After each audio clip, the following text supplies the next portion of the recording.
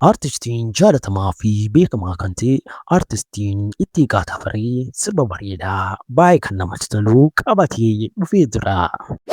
Ashamaan akkam jirtu dhaggeeffattootaa fi daawwattoonni chaanaalii keenyaa baga chaanaalii keenyaan nagaan deebisan saniin jecha har'a immoo odeeffannoo haaraa hedduu kan namatti toluu fi baay'ee kan nama hawwatu isinii qabannee deebineerra jechuudha.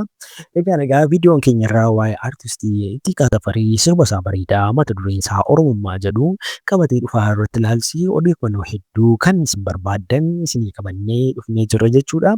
Egaan amma dhumaatiin wajjin tura gara viidiyoo har'a qabannee dhufneetti isin haa dabarsu. Egaan daawwattoota keenyaa akkuma beekamu artistiin keenya jaalatamaa fi beekamaa kan ta'e kun artistiin Ittiiqaa Tafarii uummata bukkeetti yeroo qabsoodhaa kaasee artistii sirba uummata Oromoo bukkeetti jaalatamaadhaa fi akkasumas illee sirbi isaa hedduu kan beekamtii qabudha jechuudha artistiin keenya kun. Egaan bara qabsoollee yeroo qabsoollee qabsoo osoo hin jedhiin yeroo jaalalaallee jaalala osoo hin jedhiin artistii uummata isaadhaaf illee sagalee ta'aa turedha jechuudha artistiin kun.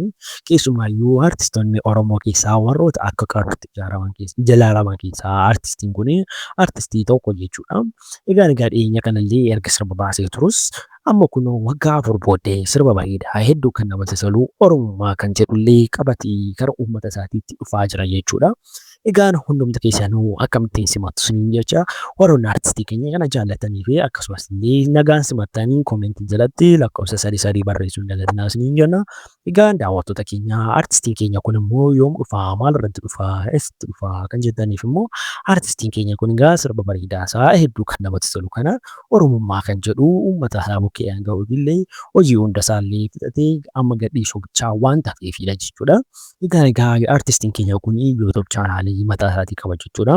YouTube chaanaalii mataa isaatii sanarratti kan gadhiisu ta'a jechuudha sirba isaa kana. Egaan yoom dhufa kan jettaniif immoo artistiin keenya kun yeroo ammaa kana guyyaa ispeesiilii godhee kaa'uu baatus ayyaana jalatti kan gadhiifamu sirbi kun kan ta'udha jechuudha daawwattoota keenya. Egaan artistii keenya haala gaariidhaan haala bareedaadhaan simanna siniin jecha. Artistii keenya kaan immoo dafii kottuu sirba baay'ee bareedaa kana hawwiidhaan eegaa jirra jennaani. Egaan daawwattoota keenya viidiyoon keenya immoo kana ture.